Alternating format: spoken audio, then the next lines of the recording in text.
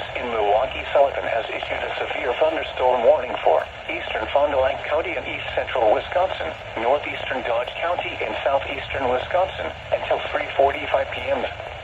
At 2:53 p.m., severe thunderstorms were located along a line extending from near Waltham to Hestisburg, moving northeast at 60 miles an hour.